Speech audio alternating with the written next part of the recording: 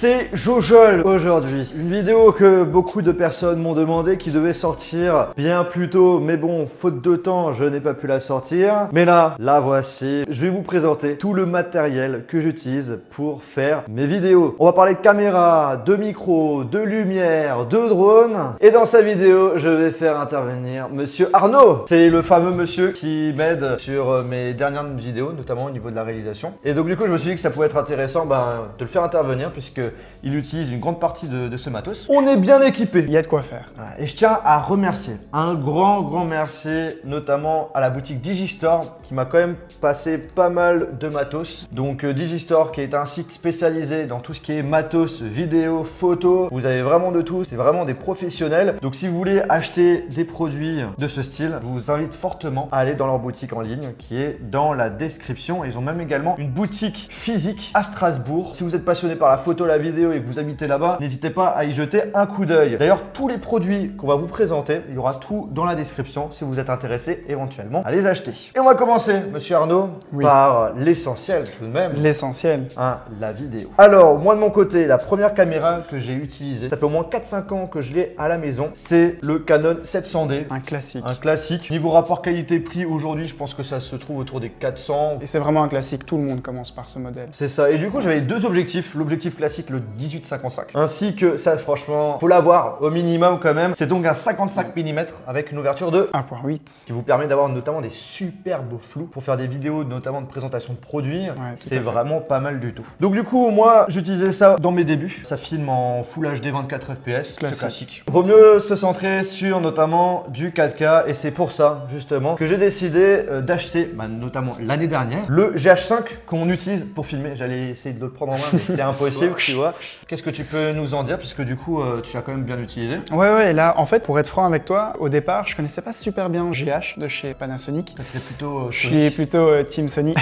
Ce qu'il faut savoir, c'est que la prochaine caméra, ça sera une Sony. On attend avec grande impatience le A7S3. Tout à fait. Enfin, en tout cas, on va voir les specs, on va voir ce que ça donne. Et si Lumix ne lance pas un nouvel appareil encore meilleur, là, de base, on partirait plutôt sur une Sony. Mais sinon, non, honnêtement, c'est vraiment une super bonne caméra. La gamme Alpha et la gamme GH de chez Panasonic sont vraiment les deux leaders en vidéo maintenant. Donc, honnêtement, ils se valent. Certains sont pour des utilisations un petit peu différentes. Oui, carrément. Par exemple, le Panasonic, on va pas pouvoir vraiment filmer dans des basses lumières. Donc, si tu veux filmer en concert, en festival ou la nuit, on laisse tomber. Ah non, on a tenté. C'est affreux, c'est vraiment pas beau. Par contre, là où Panasonic se met en avant, c'est qu'il a un rendu peut-être un petit peu plus cinéma classique. C'est ça. Et ce qu'il faut savoir, c'est qu'en termes de rapport qualité-prix, aujourd'hui, c'est une des caméras qu'on peut carrément conseiller, notamment si vous voulez filmer en 4K, puisqu'il est capable de filmer jusqu'en 4K 60 fps. Ça tourne bien, la qualité est vraiment très bonne. Mais comme tu as dit, la grosse faiblesse de cette caméra, dès qu'on monte en ISO, c'est pas beau à voir. Aussi au niveau des vidéos ralenties, on a essayé de temps en temps et c'est pas terrible non plus. Donc du coup, pour ce GH5, j'ai notamment 4 objectifs. Donc j'ai l'objectif classique, mais qu'on n'utilise vraiment pas du tout, un 12-60 mm. Par contre, ça, on l'utilise pratiquement tout le temps.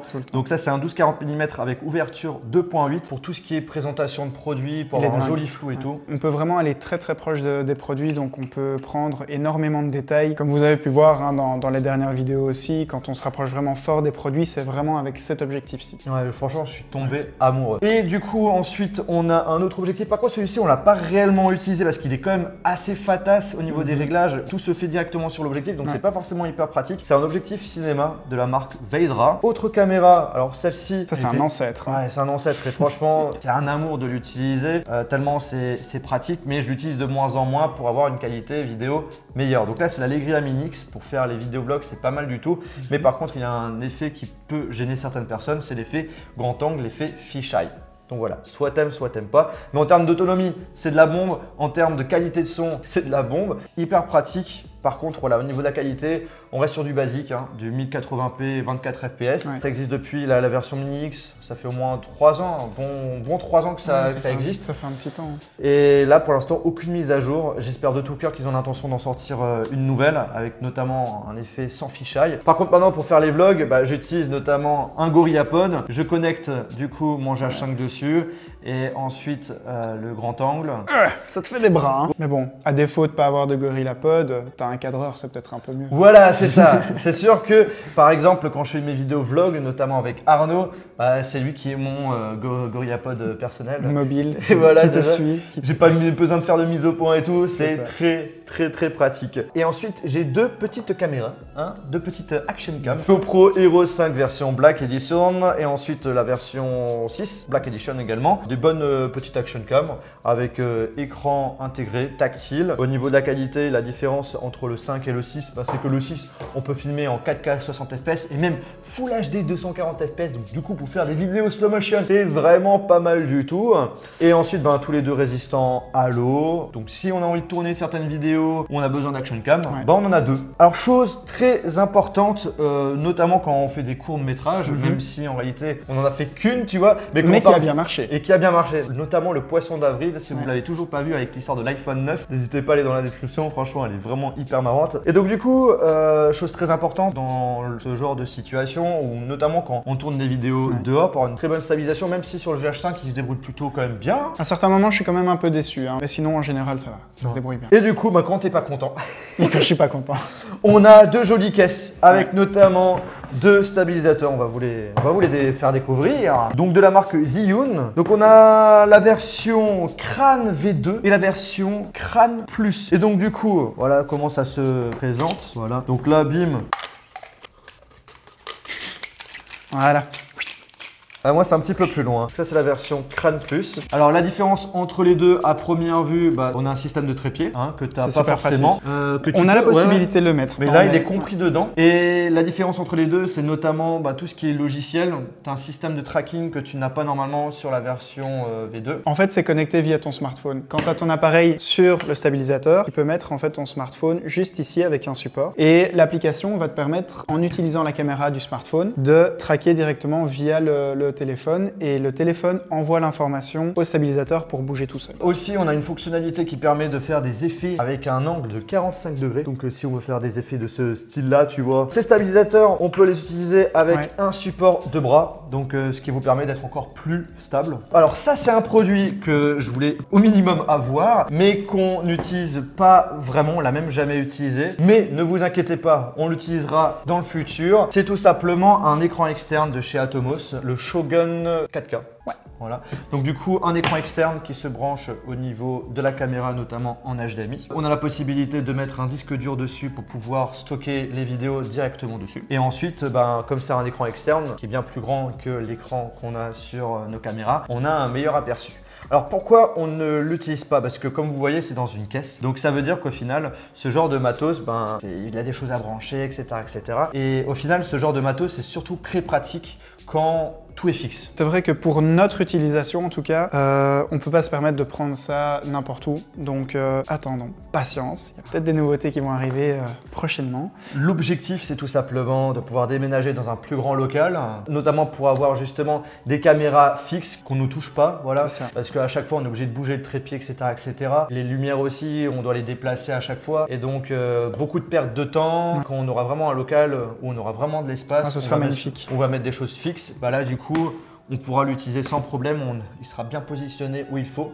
Et en fait, là où je vais surtout l'utiliser, vous avez peut-être vu certaines de mes vidéos où j'ai un plan directement de la table vers le haut. Le problème, c'est que je n'ai pas trop l'aperçu de ce que je filme. Et donc là, ça sera très pratique. Donc ça, on a parlé, ça, on a parlé, ça, on a parlé. Autre chose qui est super important quand on fait des vidéos, c'est le son. Surtout à ne pas négliger. Moi de mon côté, le premier micro que j'utilisais avec notamment mon 700D, c'est un Zoom H1, donc c'est un micro tout simplement externe. Donc, ça veut dire que le son sera enregistré en dehors de la prise vidéo. Donc du coup, quand on fait notre montage, on aura la piste audio de la caméra et la prise vidéo. Donc du coup, il faudra bien caler le son du micro par rapport à la prise vidéo. Et le mieux pour faciliter le truc, c'est on fait le petit clap comme au cinéma pour bien synchroniser le son. Et donc en fait, comment j'enregistrais? C'est très simple. J'avais ce petit support, je vissais donc le micro et je positionnais ça au-dessus où il y a le flash, où normalement il y a le système flash.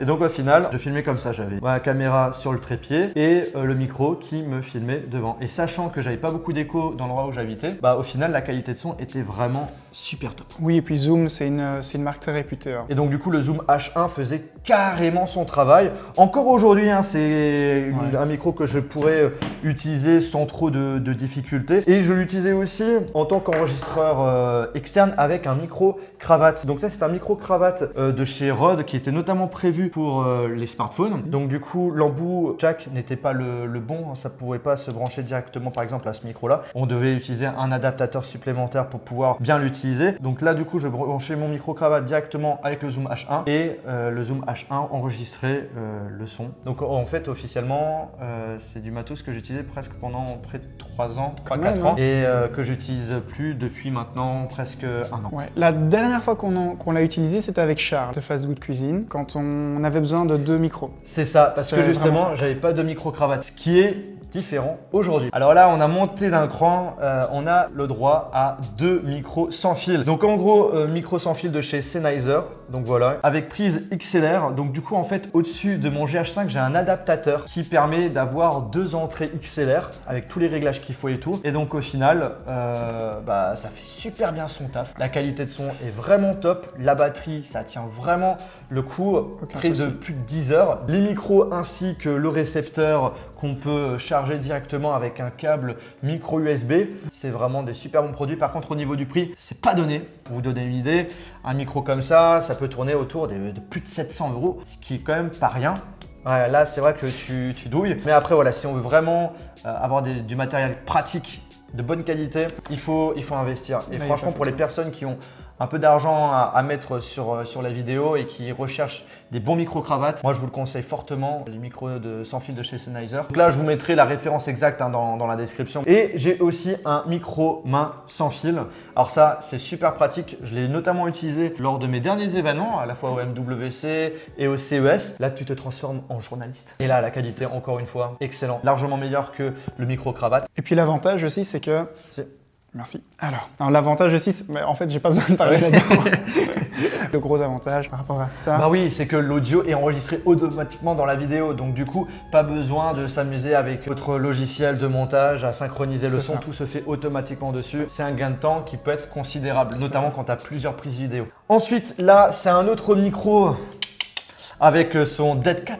C'est également un micro de chez Sennheiser.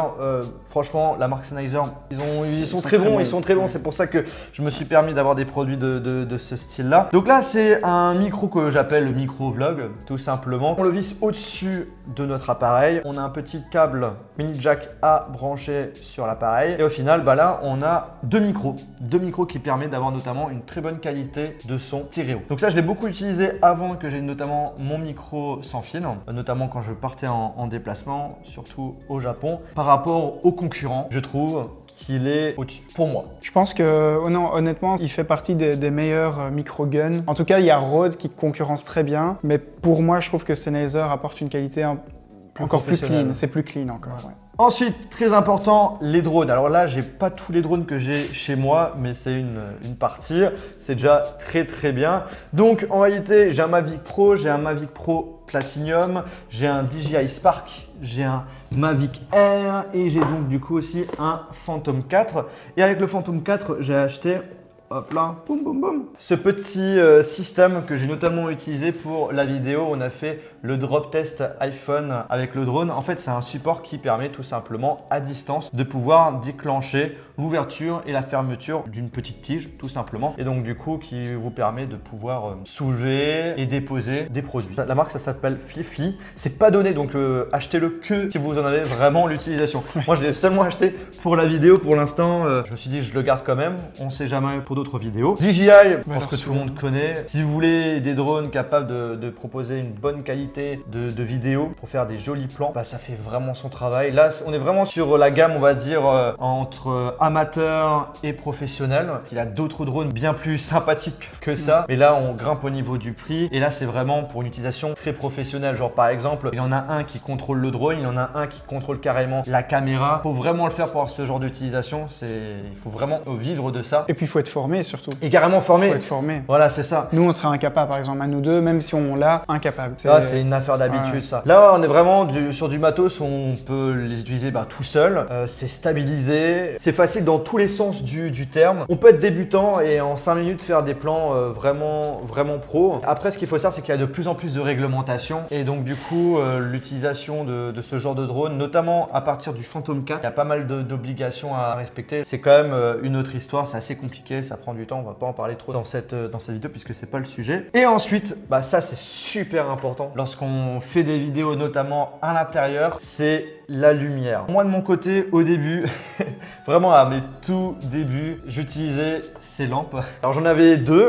J'en mettais un à droite et un à gauche, notamment d'une table. Et en fait, je filmais quoi? Je filmais notamment ce qu'il y avait sur la table. Et donc, du coup, ça me permettait d'avoir une bonne lumière blanche, ce qui est parfait, notamment pour faire des plans de produits. Ensuite, j'ai utilisé, hop là, notamment quand j'allais à l'extérieur, cette lumière qui se fixe au-dessus de la caméra, qui a son petit poids et qui est franchement de super bonne qualité. La marque, c'est Yongnuo. Yongnuo. C'est réputé pour être une marque vraiment pas chère et qui permet d'avoir quelques objets sympas. Hop là, ça fonctionne soit avec des piles, soit avec un système de batterie. On peut changer le niveau de luminosité. Ensuite, vous avez des diffuseurs.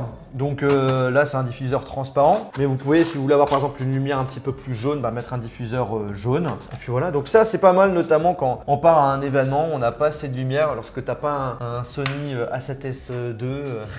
Là on monte en gamme. Ah!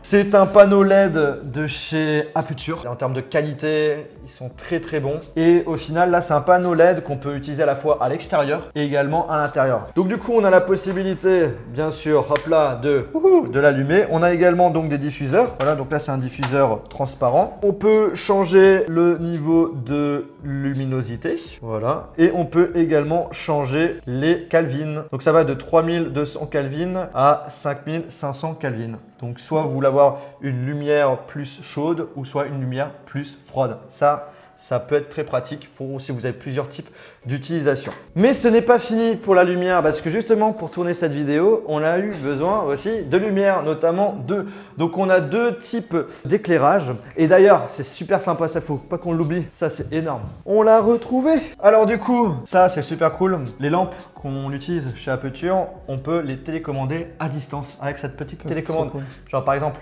hop là, où t'étais. Et je peux aussi augmenter, baisser la luminosité individuellement. Donc là par exemple, avec cette petite télécommande, on peut contrôler à distance 4 lumières de chez Aputure qui utilisent donc du coup la technologie télécommande. Donc on a deux types de lumière.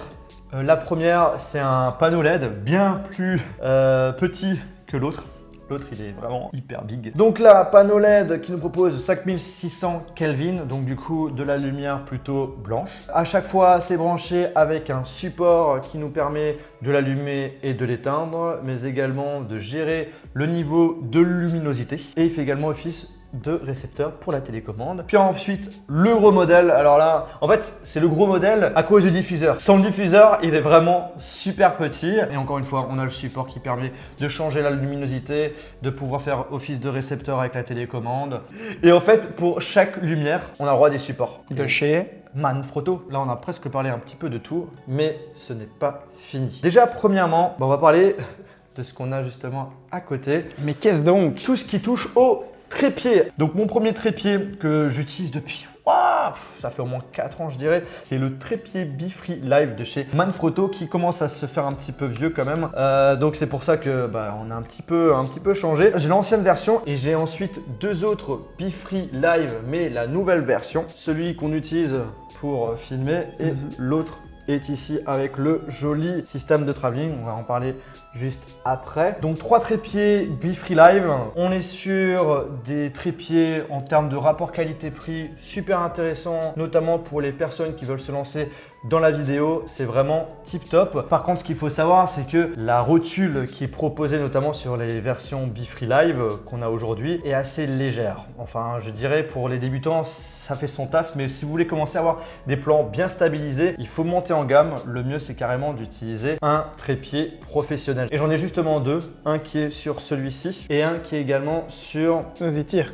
Et l'autre rotule vidéo professionnelle est directement sur ma grue. Ça, franchement, ce genre de rotule, je vous conseille fortement. Si vous adorez faire des plans à droite, à gauche, en haut, en bas, ça fait son taf. Ouais, ça fait vraiment son taf. C'est hyper propre. Par contre, si vous utilisez une rotule vidéo professionnelle, je vous conseille quand même de l'utiliser avec un gros trépied, mais pas forcément avec la version Be-Free Live. Moi, je l'utilise de temps en temps avec le Be-Free Live, mais c'est vrai qu'on sent quand même un petit peu les mouvements, donc ça peut être assez perturbant. Donc en plus de mes 3 trépieds Be-Free Live, on va y arriver. On a le gros trépied aussi de chez Manfrotto. Le modèle référence, tout est dans la description de toute façon, parce qu'ils ont plusieurs modèles. Donc là, on a positionné une grue. Alors en fait, on a plusieurs types d'utilisation. Moi, par exemple, la première utilisation que j'ai de cette grue, c'est notamment pour faire des plans vidéo vers le bas. Voilà, par exemple, j'ai envie de filmer le contenu qu'il y a sur une table.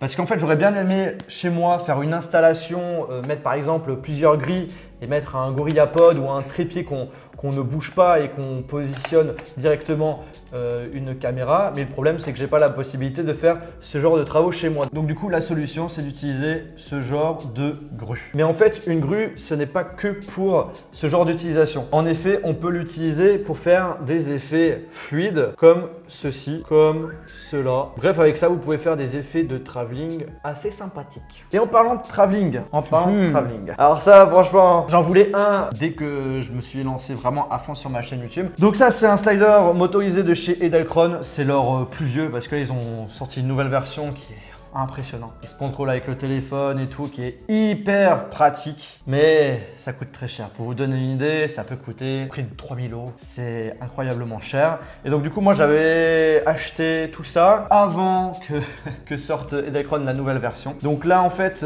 c'est bien plus compliqué à utiliser. On peut faire donc du travelling, à droite, à gauche, devant, derrière, en haut, en bas. Et ensuite, j'ai un autre système motorisé qui permet notamment, en plus de faire l'effet de travelling, de faire un effet de suivi. Et ça, c'est hyper cool, notamment lorsqu'on fait des présentations de produits. Mais ce qu'il faut savoir, c'est qu'en réalité, depuis que je travaille avec Arnaud, je ne l'utilise pas. Pourquoi? Parce que voilà, Arnaud a un côté créatif. Il aime bien utiliser le système travelling humain.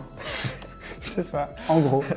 Et en fait, c'est très simple. Il arrive à faire ses effets de travelling tout simplement en utilisant le ralenti, en gros. Ouais, c'est ça, en étant très stable dans le mouvement. Par contre, voilà, il faut vraiment absolument faire l'effet ralenti. Ouais, et faire éventuellement plusieurs plans. Ouais. Et c'est vrai que c'est grâce à l'effet ralenti où on a vraiment quelque chose de beau. Sans l'effet ralenti, ça fait souvent très très moche. Ouais. Moi perso, je trouve. Par contre, j'ai quand même décidé de prendre un des derniers sliders motorisés de chez Edelkrone qui est cette fois-ci contrôlable avec le smartphone, avec une application. Et là par contre, là je te la pose. Arnaud, on l'utilise? On va l'utiliser, promis, promis. Donc du coup c'est bon, on va sur l'application. Après bien sûr, hein, vous mettez le slider où vous voulez, vous pouvez le mettre directement sur un trépied, vous pouvez le mettre directement sur une rotule vidéo. Vous choisissez ce que vous voulez. Là moi j'ai décidé de le mettre là-dessus, mais par contre quand je l'utilise, je préfère largement le mettre sur une rotule vidéo. Donc du coup on a mis la batterie, on va dans l'application. Là je lui demande d'aller à droite et j'ai même la possibilité de changer la vitesse, de l'accélérer, de le ralentir. On peut aussi mettre en place un système de time-lapse. Donc là, par contre, que du travelling, on n'a pas de système de suivi. Mais dans tous les cas, voilà, ça c'est un produit que je t'impose maintenant d'utiliser de temps en temps. Oui, monsieur. Hop là. Il y a d'autres produits justement d'Edelkrone. Franchement, je kiffe cette marque. Déjà, par exemple, j'utilise ce petit système de vissage qu'on met directement donc en dessous de votre appareil et qui permet tout simplement de visser et de dévisser votre caméra avec votre trépied super rapidement. Et donc du coup, si vous avez plusieurs trépieds, plusieurs endroits où il faut visser votre caméra, bah, bim, en un seul geste, bim, c'est fait. Ouais. C'est énorme, c'est énorme. Un gain de temps considérable. J'en ai deux pour mes deux caméras. Même si le 700D, je ne l'utilise plus. Mais par contre, il sera directement lorsque la 7S3 sortira, si on en est content. Ensuite, autre produit qui est justement en dessous de vous. En fait, j'ai un support qui permet tout simplement soit voilà, d'agrandir la taille de votre trépied, mais surtout d'avoir un angle différent pour faire vos prises vidéo. Donc il y a énormément de possibilités. Vous pouvez visser ce support sur les systèmes de travelling, sur tous les trépieds que vous souhaitez. Ça permet notamment, par exemple, un truc tout bête, vous voulez faire un plan sur une table, juste comme ça, vous mettez juste votre support de ce sens-là, vous faites votre petit mouvement et puis le tour est joué. C'est super simple à utiliser.